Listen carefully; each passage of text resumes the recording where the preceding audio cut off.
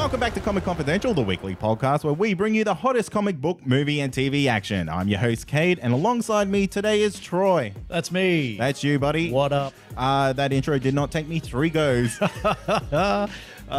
yeah, sometimes, hey, you guys, sometimes we edit. So sometimes the stuff ups are too bad. Too bad. And we have to actually get rid of them. As much as we'd like to be able to just, get through every single little stuff up we do, sometimes Kate just butchers it, baby. Man, I got the knives out this week and I was slicing and dicing like a maniac. Damn straight. Must have been a big week for me, Troy. Has it been a big week for you? Has it? Has. Talk to me. Talk to me. Mate, I went out for dinner last night, and I think this is the reason. I haven't recovered. Okay. I went out to a Thai restaurant, a new one. Yeah. Haven't ever been to it. Not going to name drop it? No, because I can't say the name. Oh, okay. It's about 14 letters long, yeah. And I swear they've used nearly every letter of the alphabet. Yeah, okay. Yeah. Yeah. So I'm just going to leave that alone. Well, it's alphabet Thai. That's what we'll call it. Oh, I like alphabet that. Thai. Yeah, very good. Yeah. Like alphabet soup, but just alphabet Thai. Yeah, that's kind of what I was getting at. Yeah, nice. Good joke. Yeah, joke's not funny if you have to explain it right, mate. But anyway, I was having dinner and I got like a char grilled stir fry. Okay. Yeah, and I was like, ooh, that sounds nice. Yeah. Got it. Eating it. Anyway, bit into a piece of meat. Didn't realize there was a dried bird's eye chili under it. Oh, damn. And I don't know if this is fact or not, but I think when you dry out a chili, it gets hotter. Well, see, I don't know about that because I think the hottest part of the chili is the seeds, right? Yeah. This thing was full of seeds, mate. Oh, I swear damn. these were stuffed chilies with chilies. You got bird's eye. Oh my God, Troy, I've never been in more pain in my life because I ate a whole chili. Oh, shit. Yeah. That's too much chili. It was way too much chili. I bit into this thing and I was like, my life's over. Look, this is how I go out, Troy. Well, for our international listeners, are bird's eye chilies like a thing overseas? Oh, I don't know. Or is that like us? Is it kind of like could you relate it to like maybe for the American listeners like a ghost pepper? Yeah. Do you think it'd be that bad? I think it would be that bad. Okay, and maybe for our UK listeners, a warm beer. no, I think you guys do bird's eye chili as well. Yeah, I think I've watched enough Jamie Oliver to know that there's bird's eye chilies out there. Yeah, mate. This thing, it blew my head off. I was ready to evacuate this place. Really? I was in physical pain. Damn, that bad. I like spicy food. Yeah, yeah. And I can have chilies. I have chilies all the time. Yeah. But this thing, these were atomic chilies. Can I ask you a question? Yeah. Did you look at the menu? Like, did you pay attention to the fact that, you can like ask for mild or... No, they didn't have anything like that. As we like to call it. White. Basic bitch. Yeah, look, it didn't have anything like that. Yeah, okay. So yeah. you just gotta take it. And like another thing, and I don't mind this, is that they don't say all their meals come with coriander, which they do. Oh, okay. So if you love coriander or you hate it, this place is it's a 50-50 risk, mate. You just got to take the chance. You got to take the chance. You're either going to get bird's eye chili, yeah, coriander, or a tasty Thai. It's yeah. going to be one of the three. Where do you sit on the whole coriander debate? Actually? I love it. Yeah, so do I. Yeah, I think it's great. Well, look, 100% of people on this podcast like coriander, so it's got to be right. That's facts. That's facts. That's facts, baby. So if you don't like coriander, I'd like to know why. Is it the weird taste? It's a bit weird. People think it tastes like soap, and I can see why people would think that. But then I feel like those people don't wash themselves with soap. Well, okay, why are you eating soap? Yeah, exactly. You know what I mean? Like, I get you got to wash your face and stuff, but don't eat it. Don't eat it. It's not there to eat. I don't really think I could necessarily recognize the taste of soap on something. Do you know what Oh, maybe. I reckon you could. I feel like you get enough of it. I feel like your body just knows. Yeah. It's like, that's soap. That's soap. That's maybe it does. Maybe it does. Maybe I'm being a little harsh. But, coriander, man, I'm in. I'm all in. What are we doing today? Today, mate, we are covering Deadpool 2. Deadpool 2. Spoilers and non-spoilers for all those people who, for some reason, have gone out and watched this movie yet. We've given you a week and a half, man. What's taking you so long? That's a long time in movie land. We are going to do all of Deadpool 2. We're going to get right up deep inside of it. And we're going to, I don't know, just lay there for a bit. I think so. And just cuddle. Bask in it. Yeah. Just bask in it. People, we have some listeners who think we review the movie still too quickly. Really? Yes. Is that who? Well, I'm not Call gonna, him out. I'm not calling him out. But apparently 1 and a bit weeks is still not long enough for some people to see the movie. What do you think? Look, I can understand, but I think I've got a couple of things for that. Can you call yourself a real fan if you haven't sort of seen it within a week and a half? Yeah, do you even like movies? Do you even really like movies that much? But maybe you're a little bit busy, right? Maybe maybe like life gets in the way and you can't get to the cinemas as much as we can and all that sort of stuff, right? I don't want to brag, but I've been to the movies. I have. I don't have any children. I don't have any responsibilities. I can go. But this is the whole reason why we do a whole like non-spoiler section. Yeah. So like Some people just can't be pleased, Troy. Yeah, just skip that part. Yeah. You can listen to the rest of the episode and just skip that part and you can come back. And that's the beauty of it. We've got time codes and stuff. You can just come back as look, it's been 6 months. I've finally seen Deadpool 2. Here it is. I'm going to listen to what the boys thought, because it's obviously still important and on their mind 6 months down the track what we thought about this movie. That's very sweet. That's how I feel anyway. I feel like a week and a half. Look, we're in the podcasting game, right? You got to look. It's the hurt business. If you're not like keeping up with the crowd, you're left behind, mate. Well, exactly. We give a week and a half, and there's still 46,000 other podcasts out there, and I think I'm being generous, that have already reviewed this movie. So if we were to leave it any longer, Troy, there's movies out there there's podcasts out there who have already reviewed Solo. Bullshit. I promise you. Oh my god! I'll show you afterwards. That is insane. That hasn't even come out in the country yet properly. So they will go to like a preview screening. Yes. And then review it. Yes. That seems redundant. like no one is going to have seen it. It's going to be you and the 50 other people that were at the premiere that can actually listen to that episode. Hey man, I'm just telling you what I see. All right, man. Well, if you're a podcaster and you're out there and you're listening to this show, A, thank you. But B, and you've already reviewed Solo, like I got to give it up, man. Like that's next level dedication. Getting it out before everyone else. I give exception to one person. Who's that? And that's Steele from Steel Wars. Oh, of course. He gets to because he's Steele fucking Saunders. Well, not only that, like he will go through and he will do an entire 2-hour show, non-spoiler. Yeah. So and I don't know how he manages to do that. I don't know. Bit. He's a man of his craft. He is 100%. But anyway, what's the point? Deadpool 2 is coming up later.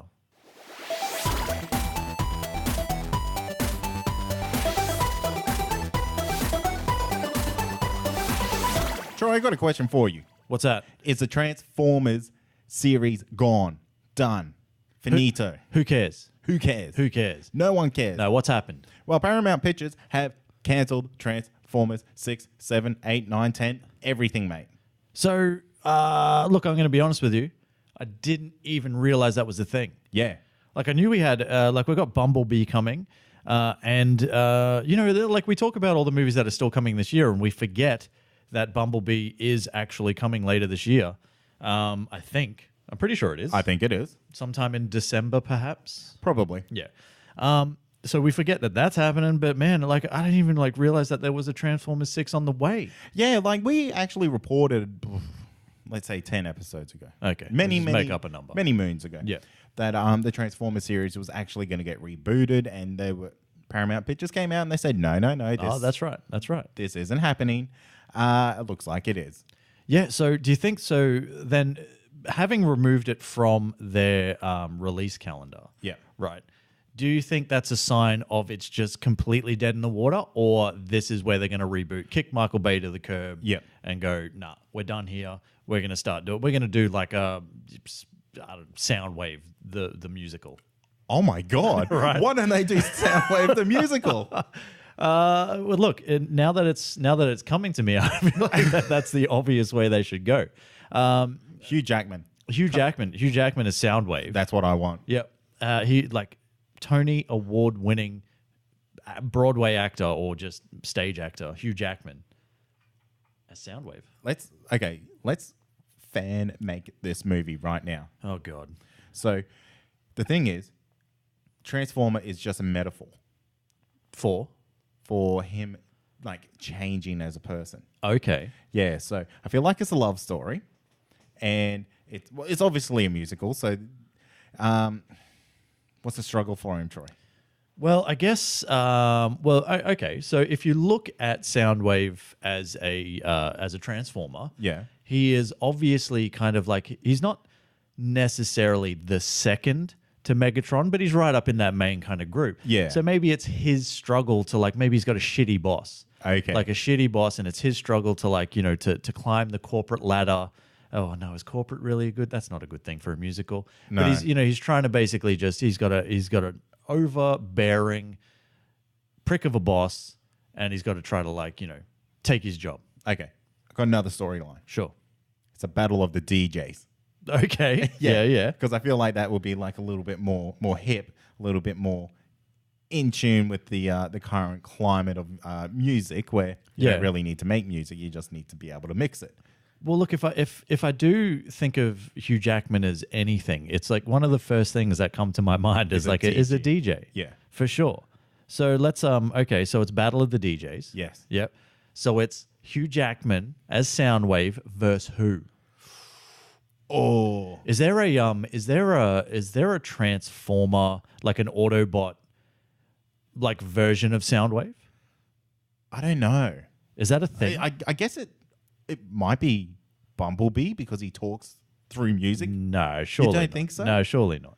I'm gonna use my one Google. Oh, very early on. Yeah, very early on. So what am I? Autobot version of Soundwave. Let's see if that works. Surely not. Blaster. There is one. Wow, there you go. There you go. So it's it's Blaster. So we're going to go with Blaster anyway, even if he's not exactly the same. But Blaster, played by Ryan Reynolds. I want that. Done. Okay, That's a $1 billion movie right there. So it's Soundwave the musical. It's a battle of DJs. It's Soundwave who is the protagonist in this movie versus Blaster the Autobot played by Ryan Reynolds as the antagonist. So we're flipping the script a bit. Yeah, I like that. We got like the bad guys being the good guys and the good guys being the bad guys and whatnot. I like it. But at some point you've got to take away the whole DJ thing, right? And you've got to kind of like they have to sing at some point, unless you're going to get them to sing, EDM. You know which what? probably doesn't work. Yeah. No. Here's the thing, Troy. Right. It comes down to they have to go through like every genre of music. Yeah. And then like they battle each other all the way through. Yeah. And the final one is like their mix of everything. Yeah. And Soundwave invents the transformer noise and wins. Oh, that's how he wins. That's how we win. That's like the new scratching. Yeah. Like this, instead of the scratching noise, it's the transformer noise. Yeah, I like that. Okay, that could work. Look, I think just the fact that we get, Hugh Jackman and Ryan Reynolds in a movie playing DJs opposite each other trying to battle, that's a movie in itself. You don't have to call it Soundwave the musical if you don't want, but like, you probably should.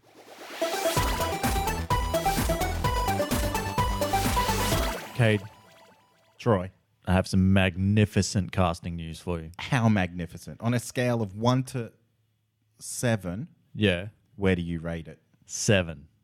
It's like the Magnificent Seven. Yeah, it's pretty like that magnificent. movie. Look, first thing I want to talk about, it's not so much casting news, but it's kind of like it's a comeback to a movie that is done. Don't call it a comeback. Okay, I'll call it a sequel. Oh. Yeah. Michael Keaton is apparently set to reprise his role as Adrian Toomes / the Vulture in the Spider-Man Homecoming sequel, still titled Spider-Man Homecoming 2, but maybe it should be called Spider-Man Homecoming also. Yeah. Like it just kind of makes more sense. What do you think about this? This is brave. Brave? Yeah. That's not a word I thought you would use. Yeah, no, I feel like this is... Okay. Like there are a lot of people out there that do like they're brave. Yeah. I don't know if this is one of the things that you can classify. It's like throwing the word hero around. Yeah. But how is it brave? How's it brave? Because Marvel's like pretty famous for having one-shot villains. Yeah. And to bring back probably one of their better villains in a property that they don't completely own.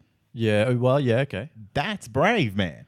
Yeah. Well, see, so from what I remember, Spider-Man Homecoming 2 is going to kick off Phase 4, right? Yes. And I think that's it.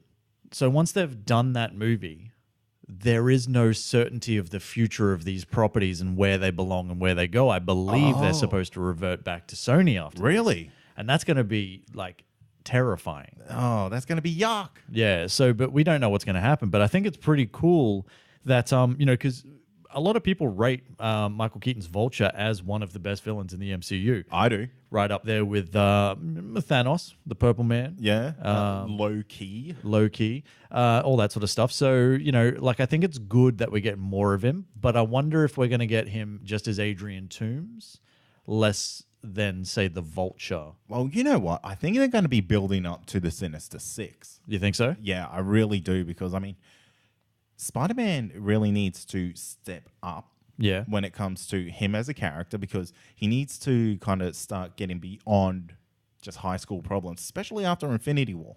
Well, he's got a lot more problems than high school after Infinity War, mate. And that's what I mean. Like, how do he just battled a big purple alien. Yeah. And you can't make the stakes lower than that. True. True. That's the problem. Like, Marvel's kind of given the Spider-Man franchise now. Well, I guess especially if he keeps like the Iron Spider suit. Exactly. You know what I mean? So yeah, I guess you've got a point in the sense that, it can't just be a single villain, can it? Like it needs to be multiple. And I think that might be why there's a very good segue into why there's reportedly talks that Jake Gyllenhaal might be cast as Mysterio. I'm so excited for this. Are you? Just purely for the costume? Yeah. It has to be comic accurate. I want a big purple dome. See, I wonder if they would do it kind of more as a joke, though. Yeah. Similar to kind of how they did the Mandarin in Iron Man 3. Oh, yeah. Where it's kind of like, because as much as I love comic books and as much as I love, the crazy characters that we get, Mysterio just has never, it's just... realistically, the guy doesn't have any real sort of superpowers, right? He's just kind of like a bit of a master illusionist. Yeah. A bit of I special effects and stuff. I thought he could warp reality. Oh, look, unless there's a later kind of reincarnation version of that I don't know. Yeah. Maybe he got way more actual real powerful. But the guy I know is basically just he's a bit of a trickster. Oh. Insofar as illusions and misdirection and this, that, and the other. And, okay. And he's kind of he's good at hand-to-hand combat as they all are somehow, and all that sort of stuff. I want to go to that fighting school. Yeah, please, the Marvel / DC fighting school where everybody is amazing. Apparently, you could just be Trish Walker from Jessica Jones, or what's the other one that we always kind of give crap to from Luke Cage? Oh, she's been in everything. Yeah, Miss Dawson, Rosario Dawson. Yeah, Rosario Dawson. Yeah, Claire Temple. Yeah. So deadliest character in the MCU. But you know what I mean? You can just start taking a few lessons, and all of a sudden you're hanging with the hand and stuff like that. Beating the hand. Beating the hand. Sorry, yeah. Well, normally the hand beats you. You know what I mean? This guy. But my whole point is the one big sort of weird ass thing about this character is that giant fishbowl, which is kind of just one-way plexiglass. So he can see you, but you can't see him. He's so hot in that.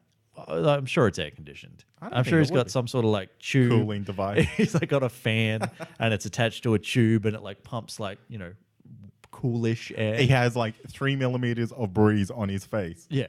Nice. That's enough. But yeah, so you know what I mean? I can't see how they could make this character viable as a genuine threat. Yeah. But he is he can go toe to toe with Spider-Man in the comics.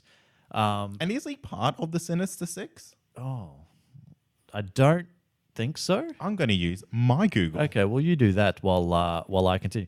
So Jake Gyllenhaal though, that's a great choice, and I'd be pretty upset if they used a Jake Gyllenhaal. Just a Jake Gyllenhaal. Yeah. Not the one. But if they used Jake Gyllenhaal in a role that was a bit jokish and then they kind of just, palmed it off like a Mandarin or something like that. Yeah. But I don't know. How are you going with that? Well, Troy, I am just tethering off the phone and the internet is lightning quick. Okay, so he is an original member. Okay, cool. Yeah, that's exciting. Sweet. So maybe they are building towards that potentially. So that's cool. We getting close. You all know the drill. Intercept the convoy. Watch out for Cable. So this week is kind of like coming full circle for us as we review the sequel to the first ever movie we reviewed on this show all the way back in episode 1. Are you saying this is our last episode? Yeah, We're done? It's full circle. But I think like maybe you can like can you start a second circle onto a circle and make it like an 8?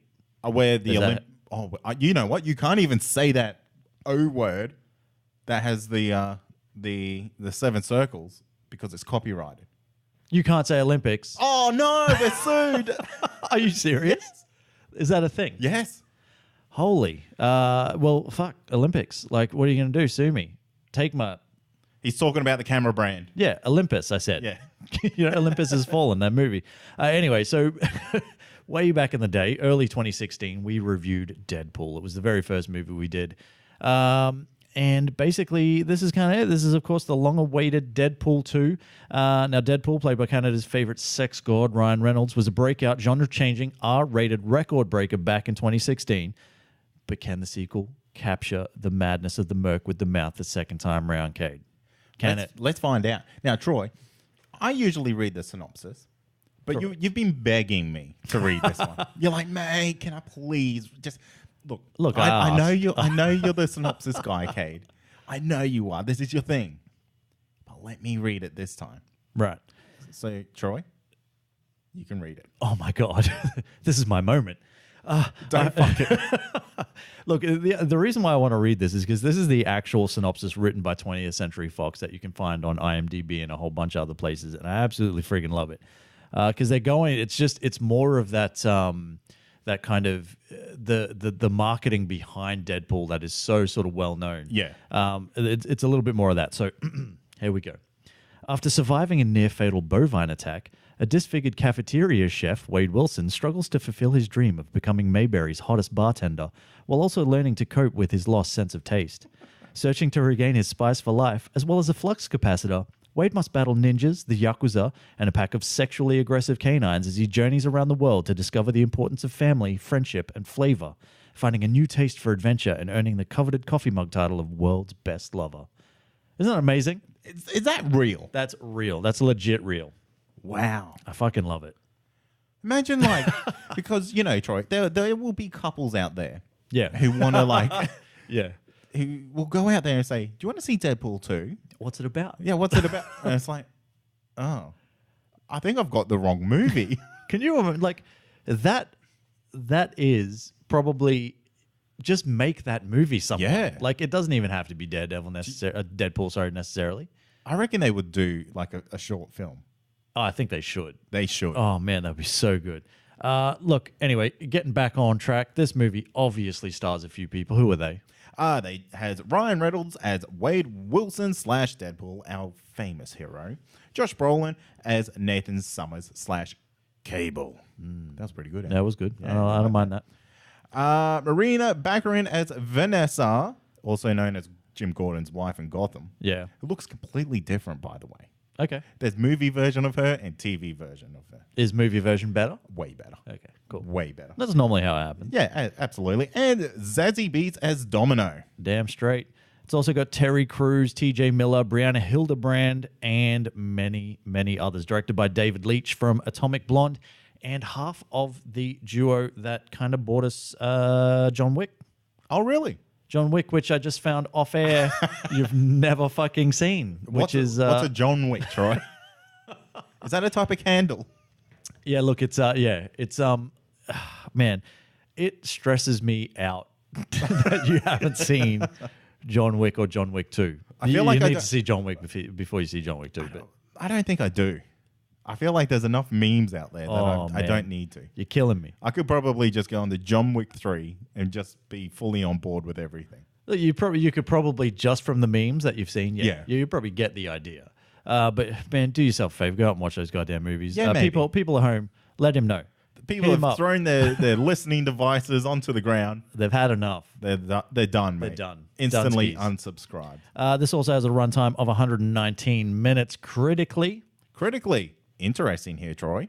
So IMDb, 8.2 out of 10. Rotten Tomatoes gives it an 82% certified fresh with an audience score of 86. Pretty rare to see those two sitting close. Yeah. Metacritic, always low at 66. And Cinema Score at A.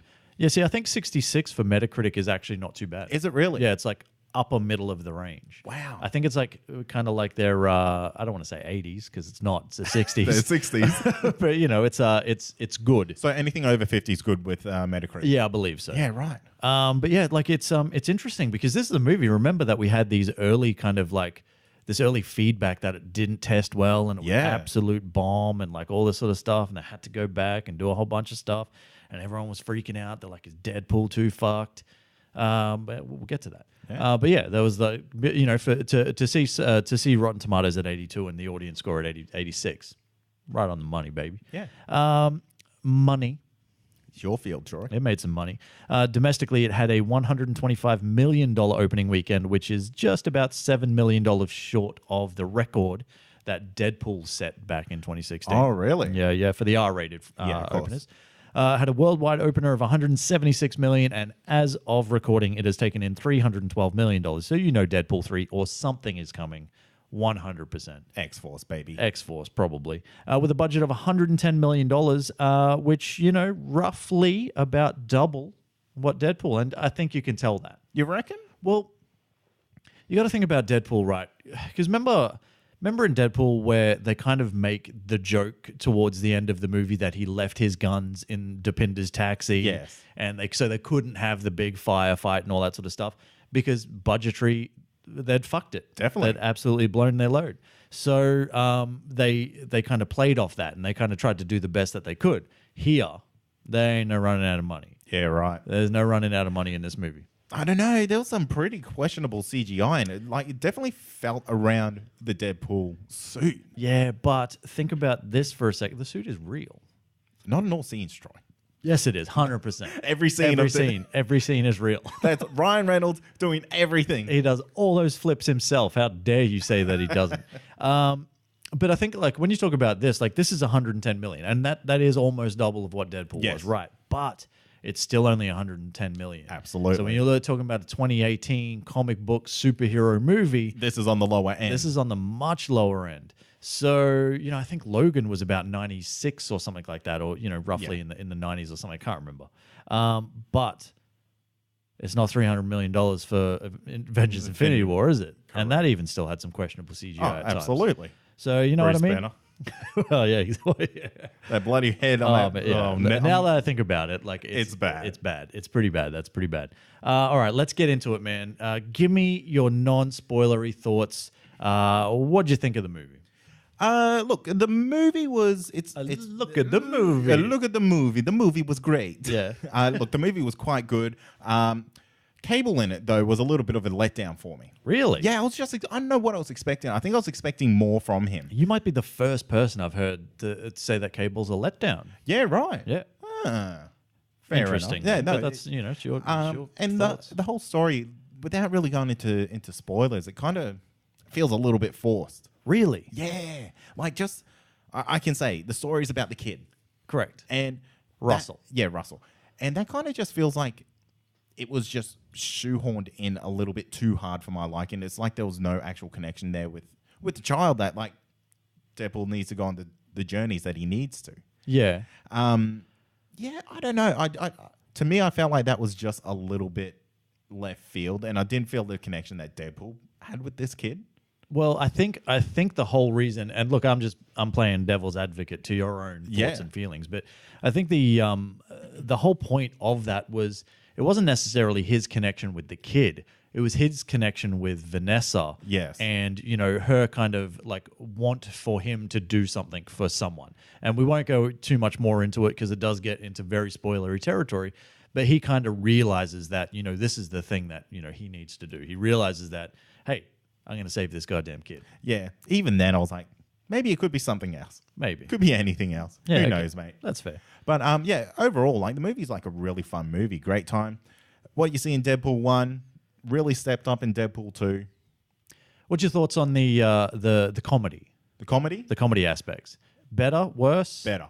Really? Better than Yeah. the first one, Cool. yeah. The first one almost felt like it was a little bit too crude and a little bit too like dick jokes, ass jokes, sex jokes. Yeah. This one was Do you like... think there was less in this movie?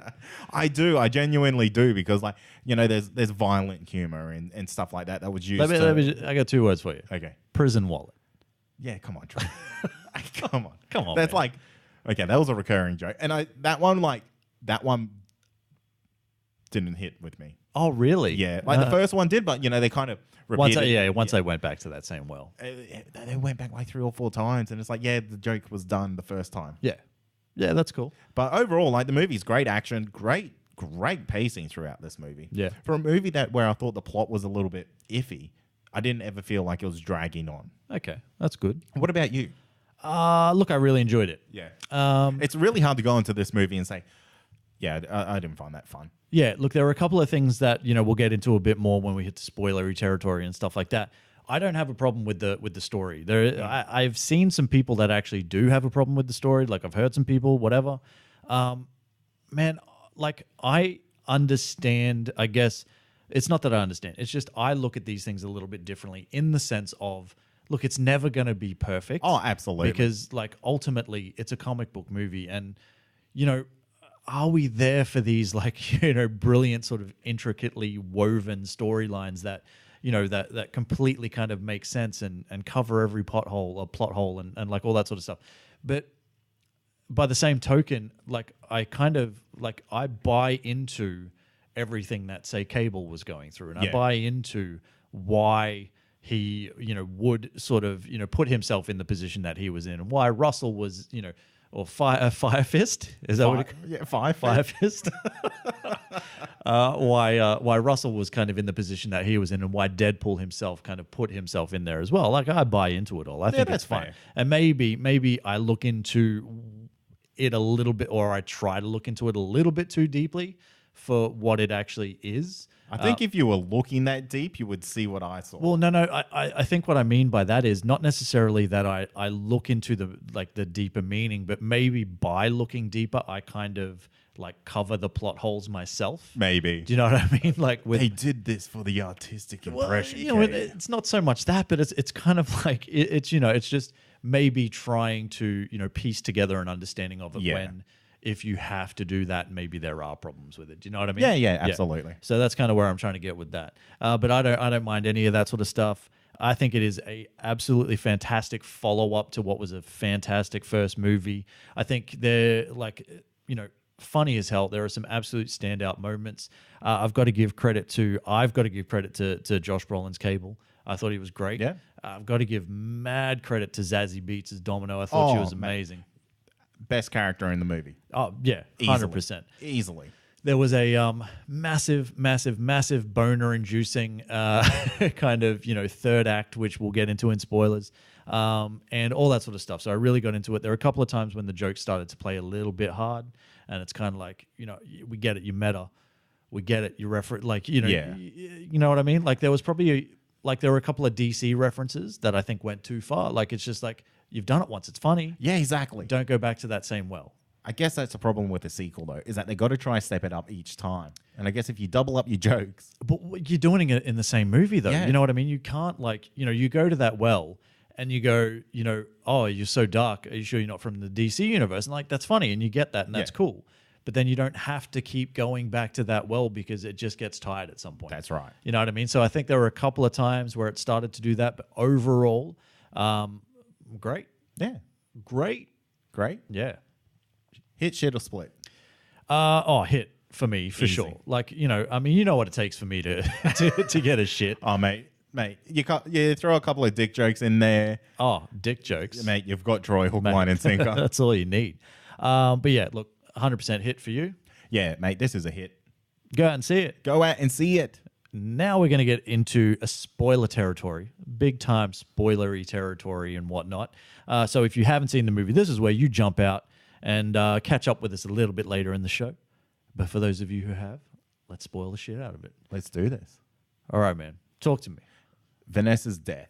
Okay, didn't get into it? Mate, I must be the most heartless person in the world. Really? Yeah, because I was just like, I don't care. I didn't get an emotional connection enough of an emotional connection in the first movie to really care about this in the second movie. The whole first movie was about their relationship. Yeah, no, it didn't do it for me. Okay. And like coming into this movie, I was just like, okay, cool, she's gone. Yeah. And I was genuinely surprised that like this whole afterlife thing played such an integral role in this movie. Really? Because and that's what I mean when I was talking earlier about how this connection was like kind of forced. It was like he has to go to this afterlife to have a connection with this kid that he actually doesn't care about. Well, look, I think it's kind of like I will say this. I didn't feel the emotional connection towards Vanessa's death, but for me, I didn't think it was going to stick. Yeah. Do you know what I mean? Yeah. So like I was kind of like, oh, well, they're not just going to fucking kill her. You know what I mean? So at some point I was like, hey, I know Cable's a time traveler. Exactly. This is going to come back at some point, right? It never did until the after credits, which we'll talk about later. But like they actually kept it, like it stuck for the entirety of the movie. And I was surprised. Like, you know, I genuinely, because when it happened, I'm like, oh, well, you know, he's going to go back in time. He's going to fix it. So I never for a second bought into the fact that she was dead. As far as his whole connection with the kid because of, you know, kind of like the visions of her or whatever that he has. Yeah. Like I buy into that a little bit more because it's kind of like, you know, he finally got to see himself in a position where he's like, you know, yeah, like I'm going to have a family. You know, I got this like amazing woman and, you know, we're going to have a kid and like, you know, all this sort of stuff. And this life that I never had, I can finally have, you know, for once. And he didn't get that and it was taken away from him violently because, you know, he lives this violent life, right? So he, you know, goes back to that and kind of, you know, it's kind of like he needs to find something that makes sense, you know, to kind of like, and to him, based on what she's telling him, that's what he's getting from it. That this is what I need to do. I need to like, you know. I guess in that theory though, like that's his own mind, like deciding this is the right thing to do. Yeah, yeah. And, like, ultimately, it could have been anything. Like she could have said, like, go on a mad like binge eating spree. Go get blind every night. Go be a man of the night. Well, you know, we're not sitting there like thinking that he's actually visiting some weird like kind of afterlife and, you know, having this conversation with a dead Vanessa and all that sort of stuff. It is subconsciously what's going through his head. And that's kind of, that's the beauty of it. He's coming to this own realization himself. It's just manifest through, you know, the visions of Vanessa. Yeah. And it's growth for him. Yeah, exactly. And the thing is, that's why I didn't really connect with this, is because I knew that's not real. That doesn't matter. This is just plot service. Yeah, to me. okay. Yeah, look, that's fine. That's fair. Now, I want to say, here is a fucking you heard it here first moment. Oh, damn. Like, this dead set is. This dead set I will 100%. I'm usually like, did you hear it here first? But this is, take the credit, man. Go for it. My God. The Juggernaut. The motherfucking Juggernaut, man. You called this based on the tiniest fucking, like, clip from, like, the tiniest glimpse from the friggin' first teaser trailer or something. I think it might have been a TV spot. Or something like that. And I'm like, dude, that is a fucking wrecking ball. You're an idiot. And it turns out it was actually the fucking Juggernaut. He was in this movie the whole goddamn time. What'd you think when you saw it in the cinema? Oh, I fucking jizzed. It's amazing. Like a Juggernaut, a Jugger-jizzed. A Jugger-jizzed. A Jugger-jizzed all over the place, mate. Was it brilliant CGI? No. But was it better than Vinnie Jones? Like, I'm the bloody Juggernaut, you know, from X-Men 3. Yeah, fuck yeah. Like, this is like, the Juggernaut is one of my favorite characters. Absolutely. Take that, everyone else. It's one of my favorite characters. And it's kind of like to finally see it done some sort of justice. Yep. Like, they talk about it like, holy shit, it's the Juggernaut. Like, he's a monster. Yeah, it's to the point where, you know, like Cable and Deadpool have to team up because they know that if they don't, the kid's got the fucking Juggernaut now. Exactly. No one's going to stop this kid. So it's interesting. Like, he's obviously one of the biggest threats in this X-Men world. Yeah. Which is would fantastic. be. Yeah. And I think it's kind of cool. Like they made reference to like his brother being Professor X. Yeah. And the reason why he wears the helmet so he can't get his mind read and all that sort of stuff. And it's kind of like I wish they kind of had referenced it a little bit, like how it, like why he's so powerful and all that sort of stuff, but they didn't. They don't have to and all that sort of stuff.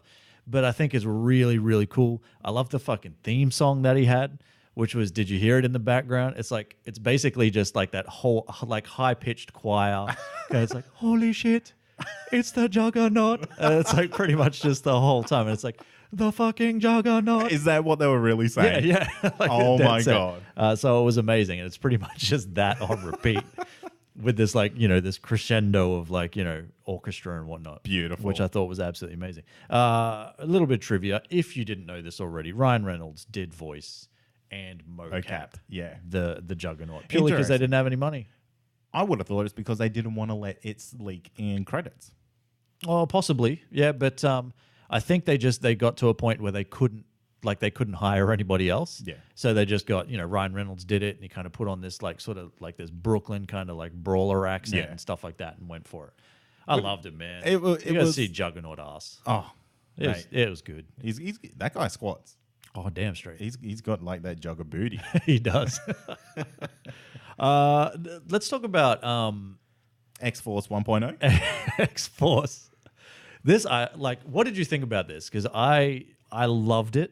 I loved it, but I hated it. Really? Yeah. I was like, is it Steve?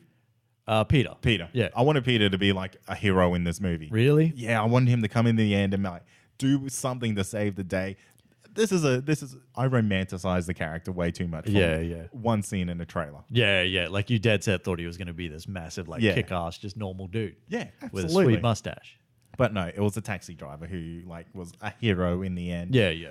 But yeah, I mean, what a letdown that whole they didn't even need to do any of that.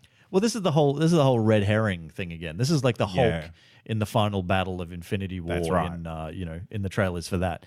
This is kind of like, we genuinely were led to believe that this team was going to be brought together. They had action sequences of them. Yeah. They had Terry Crews fighting someone. Like they had actually filmed some crap and they got rid of it all and they absolutely just murdered all of them in the most hilarious way. And I was a little bit disappointed in the sense that I wanted an X-Force. Yeah, so did and I. I know we're going to get one, and they're going to be made up predominantly of a lot of the characters that we got towards the end of the movie. Like the group that you see at the end, that's going to be your X-Force going forward, probably.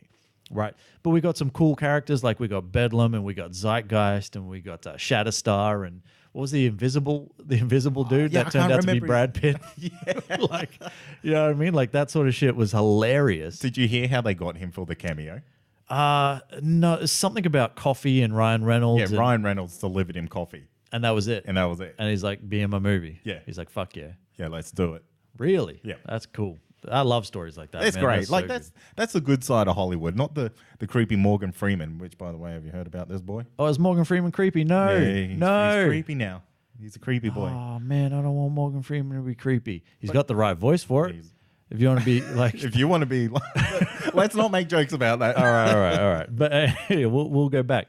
But yeah, I like the way where you think it's like going to be so cool and they're like, there's a high wind. And it's like, dead. Looping. Yeah, it's like, maybe this guy will be all right. Nope. No. He's dead. So I like that. And I liked how Domino kind of, obviously because of her power set and all that sort of stuff, made it through everything. What do you think of the way they handled her power set? Because I thought it was very, very good. No, I thought it was great. How do you do that? Yeah. Like, someone who can basically kind of just like, she can effectively put the odds of things happening in her favor. And it's kind of like, I feel like they did a fantastic job, man. I absolutely loved that character. How do you write that down to choreograph that? Gun jams, and then she does cool stuff. Yeah. And wins. And then this happens. And wins. And because of that, she, does some more cool stuff and she wins. Yeah. And she falls out of a thing, but she happens to just fall on a giant inflatable teddy bear kind of thing. You know what I mean? I liked it. I thought it was really cool. I liked the way they handled that. Deadpool 2. Well, Deadpool 2 in 2. What do you think of Deadpool shirt dick in it? Oh, look at the little fella shirt dick in.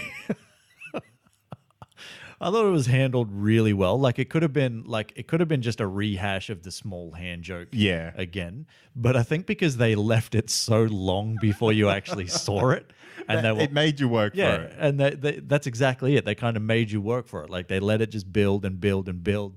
And then you kind of finally got to see it. And you're like, what the fuck is happening? And then you're like, those are baby legs, right? Yeah. And you're like, they're not going to show you baby dick. That's going to be too weird. And then they bring out the baby dick. Oh, my God. It's basic instincts. Yeah. Like I thought, I mean, obviously I'm laughing along with it now. So it holds a special place in my heart. Oh God, we can't talk about it because we're just going to keep laughing. Yeah, I know. It's not good content. But like that's kind of taking that's the sequelitis thing. Yeah, taking what you saw in the first movie and going the extra yard. Yeah, for sure. They can't do that with the third one though.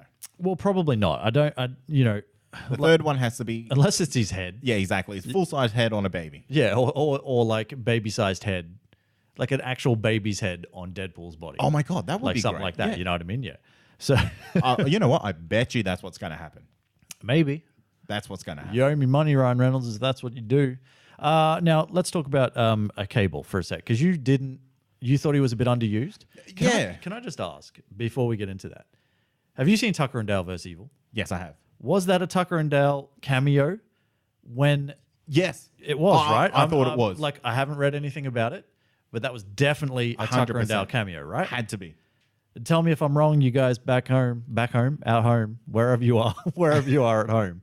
Let me know if I'm wrong, but I swear to God that was a Tucker and Dale cameo. Had to be. I loved it. And like I said to the two people I was at the cinema with, I'm like, did you just see that? Yeah. And they're like, I was waiting for Alan Tudyk to kind of turn to the camera a bit more so you could see him face on. Yeah. To dead set go, that's Tucker and Dale. Yeah. But I'm pretty sure it was a Tucker and Dale reference. I'm pretty sure. Anyway, I wish we didn't use our Googles. Damn it. We could have looked it up. Anyway, that's fine. Let's talk about Cable. Yeah, look, just he kind of felt like, and this is going to sound like stupid, like he's in half the movie. He just kind of felt a little bit underutilized. Yeah. Like he's this like supreme kind of mutant. Is he Omega level? Couldn't tell you off the top of my head. But yeah, like we kind probably. Let's say most definitely. Yeah. And yeah, he just kind of felt like second rate. Really? Yeah. It's weird. Cable's like nearly 7 foot tall. Josh Brolin's a touch over 5. Yeah, well, and like they make a good reference. Yeah, and like to me that was like kind of hard to see. He looked like a little kid in that outfit. Well, he was 5'11". Like he's my height, mate. Okay, come on, the little boy. Yeah, you kind of like you insult him, you're insulting me. You know what I mean? But yeah, I don't know. Like he looks great, but he just almost didn't fit that part. And I don't mean that as a pun or anything like that. But yeah, it just seemed like his reasoning was a bit weird. Like he could have gone back in any point in time, and like Deadpool even says this. This shits me though. That's a time travel thing. You know what I mean? You're always gonna have that. Like, why go back to that point in time? Yeah. Like, why go back to any point in time in any movie where they have ever time traveled? Exactly. Because it just fucking happens that way. I know. You just got to deal with it. Like, I know. That's just, like this is my whole thing, right? Why did the T-1000 in Terminator 2 go back to a time when John Connor was pre-teen to like try to kill him then? Like, why does it make any sense at that point? Why don't you kill him when he's a baby? Yeah, that's the whole thing. Like, why didn't he just go back and kill Fire Fist when he was a kid, when he was a little baby? And like, I tried to, this is another one of these things that I've tried to kind of defend in the sense of like, it makes sense for him to go back in that point. And I know they say that his time travel device. Well, it only makes sense for the plot, so the Deadpool can have a character arc to transform a kid. Well, yes and no, but this is the turning point for this kid. Before this point, this kid hadn't done anything wrong, right? So he's just a kid that has been through some shit. But you get to this point, and this is the point where he turns. Yes. And when he kills the head of the Essex house, right? That's when he turns beyond redemption. So he's trying to catch him right before he kind of gets to this point. And yeah, he could go back and kill him when he's like 4, but that's just killing a 4-year-old kid. Like, I know eventually like he's going to be something at some point, but like, you know what I mean? But that argument like doesn't really work when he says, yeah, I have no problem killing a kid. Well, that too, but he's talking about a kid who is like a teenager and he's a Kiwi. You know what I mean? Fair. No one wants to kill any Kiwis. No. But anyway, I guess my point is more that, yes, it services the plot, 100% services the plot. I get that. But I also get why they could pick that point in time because, he's trying to stop him before he becomes this murderous person or whatever, but without having to kill, a baby. And essentially at that point in time, an innocent person. And you know what? I don't know. It's one of those perils that when you invent, well, not when you invent, when you introduce time travel. It's time travel, man. You're always going to have that argument. You always say, just go back to a baby. Go back to it before anything. Well, they make the joke about killing baby Hitler and stuff like that as well. All that sort of stuff. Like that's the thing. Exactly. Yeah. So it's one of those things, and they do make reference about how his time travel device isn't necessarily like another plot device. Well, it's like accurate, like it's not overly accurate and things like that as well. So, I get it. Yeah. I get the criticisms behind it, but I'm like, how many fucking time travel movies have you seen, man? Exactly. How many time travel movies make sense? And how many times do I have this argument about time travel? Exactly. Everyone. You're going to sit there and talk about a movie's time travel. Yeah. That's the worst fucking part. No one can get it right. They should never introduce it Yeah. into a proper thing. I'm going to make a time travel machine and stop time travel. You'll fuck it. Yeah. You'll fuck it up. Or make a new timeline. There'll be some sort of paradox that it's just not going to work. I'll find the plot holes. Yeah. You should have went back earlier. So for me, I really liked Cable. I thought he was great. I think Josh Brolin was fucking brilliant. I thought he looked amazing. Dude's 50, but jacked as shit.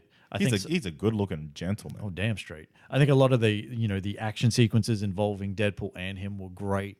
I like a lot of the, like where they're fighting in the prison. And Deadpool finally kind of gets his powers back. Yes. And he's kind of just like getting the shit kicked out of him. He's getting shit broken. Yep. And he's just like, breaking his own arm to kind of like try to choke him out with and stuff like that. Like I thought all that was brilliant. The one thing I didn't, and I know you can't really do it, maybe they'll do it a little bit more if we get an X-Force movie or in Deadpool 3 or whatever. Yeah. They didn't really touch on who he is. Yeah, exactly. As a person, like as a character. And that's what I mean. Like the character wasn't serviced enough. Like he rocked up and he's like, I'm here to kill the kid. Yeah, so they might be kind of doing that later. Hopefully. Now that they've kind of become buddies and they've joined the same team and all that sort of stuff. And he's trapped in our time. He's trapped in our time and all that sort of stuff. Won't be. Well, we'll see. But I think as long as we get that payoff at some point, because you see him kind of like, scratching at his kind of like, the organism that's kind of taken over his body and stuff like that. But they never actually reference it. They never talk about like, who is he? Is he a mutant? All that sort of stuff. So and you see when is he Cyclops' kid? Yeah, exactly. Yeah. When we see him like kind of and like, Jean Grey. Takes two to make a baby. Takes two to baby. Takes two to baby. When he was scratching, I was kind of like, oh, is he like in a battle against time? Like, how good would that be? Yeah. Like he had to go and kill this kid before his time's up. Yeah. That would have been cool. Yeah. That would have given him like a little bit more, I guess, purpose. More of a reason, Yeah. I guess. Missed opportunity. Yeah. All right, let's anything else you want to talk about the main movie? Nothing? No, not too much. I think we kind of covered everything there. I mean, Colossus and all that? Colossus. Cool. He was cool. He said fuck. Oh yeah, that was good. Yeah. I did like that. Fuck. I mean, that death scene, fucking, I nearly died in it. What do you mean? Like, oh yeah, like painfully long. Yeah.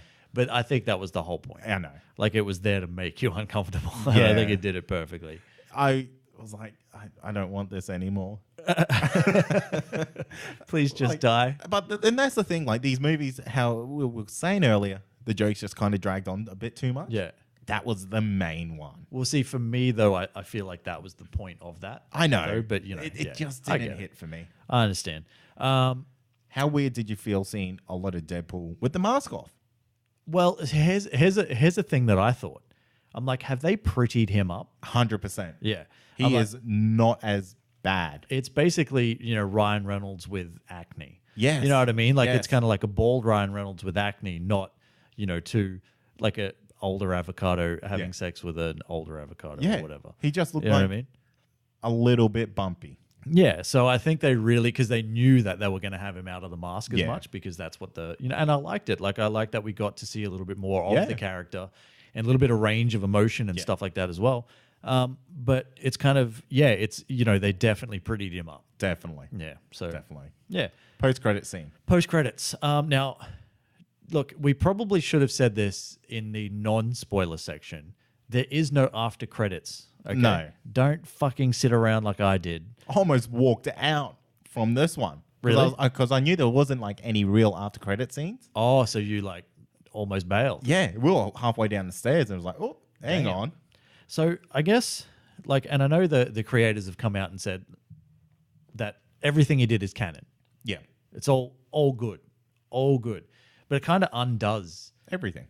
Yeah. You know what I mean? So you think it'll stick though? Well, that's what I hope. I hope it doesn't. Yeah. Like, I thought they were great. And, like, I love the fact that he went back and killed X-Men Origins Wolverine Deadpool.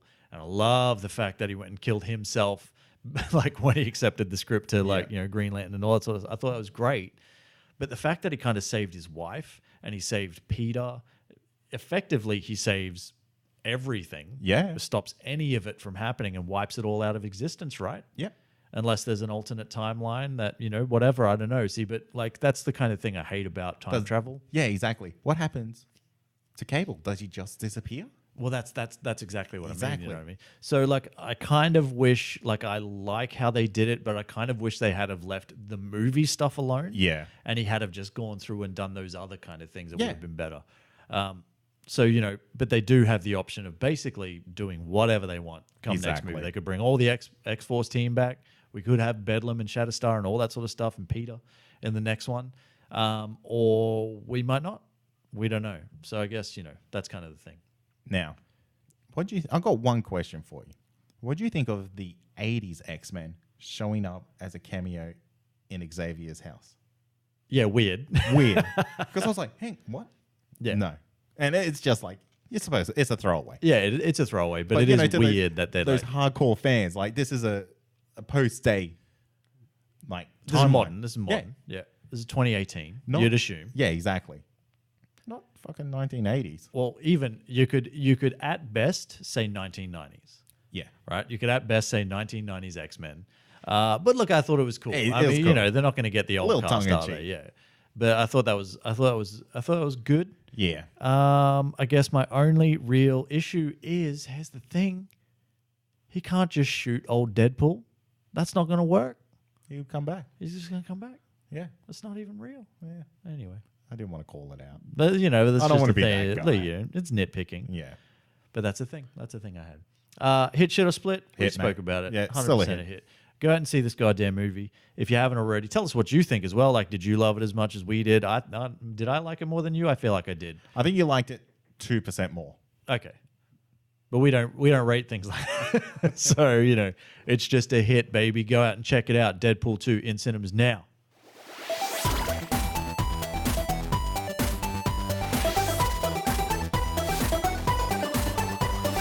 And that's going to do it for another episode. Stay tuned for next week's show where we review Solo, a Star Wars story. Yeah, it is. Isn't it? Yeah, sure is. We'll check that out. Solo, a solo movie. Yeah. Solo, a story about a man who doesn't do anything solo because he always has his hairy friend. It's basically the story of my life. You know what I mean? Hey, we're on social media. Where can people find us? People can find us on Facebook. That's Comic Confidential. And we also have a listener community, which is basically a private Facebook group where you can... Private? It's private. I don't think we've ever actually mentioned that. It's private. It's private. Yeah. You can't just get in. You got to, like, you know, answer questions. You got to and answer stuff. one There's, like, question. security clearance and whatnot. We got to see if you make the cut, and that's the Comic Confidential listener community. Simply search that on Facebook and come join us for a good time. Oh yeah, we Not also sexual. No, not Morgan Freeman ways. We have. I'm assuming. I don't actually know what the story is. I'm still hurt by the fact that he's apparently a creep now. We'll talk about it afterwards because I feel like you're holding back jokes. No, maybe. Hey, we also have an Instagram and Twitter. That's at ComicConPod. And we also have a website as well. That's comicconpod.com, past episodes, future episodes, and everything in between. If you want to support the show, you can do that on Patreon. That's patreon.com/ComicConPod, where you can support the show for as little as $1 a month. And what does that give you? It gives you early access to episodes if they're there. It gives you a Bonus episode. fucking weekly bonus episode. I had to get it out. Yeah. You get a weekly bonus episode every week. And this week is it the $5 Patreon? $5 and above. Ooh, boy, it happened, Troy. It finally happened. Netflix and Chat, brand new show for $5 patrons and above. Yeah, you're going to get that into your little podcast apps. That's a thing. And that's kind of all the stuff that we do, really. Yeah. Isn't it? There's a lot. Well, yeah. Well, it's 3 shows, Troy. Well, that's true. $3. Still, hey, it's for the people. It's for the people. It's for the people. Hey, I'm going to wrap it up. All right. Thanks for listening. As always, I'm Troy. And I'm Cade. This has been Comic Confidential. Cheers. Peace. Tell me about Morgan Freeman, man. Tell me about Morgan Freeman. What's he done? I wish I had a time machine. Just tell me this. Is it sexy? But no, sexy is not the right word. Is it sexual? I meant. It's like old man creepy. Oh, with like a younger person. Mate, he's 80. Everyone's younger than him. But like a weirdly younger person. What's weirdly younger? 66 and below. Most definitely. Fuck time travel. If you love this podcast, then head over to comicconpod.com to check out the other incredible shows on our network. You can also support us on Patreon from as little as $1 a month. You'll get early access to all our shows, plus secret supporter content that's not available to the public. Head over to patreon.com/comicconpod to find out more.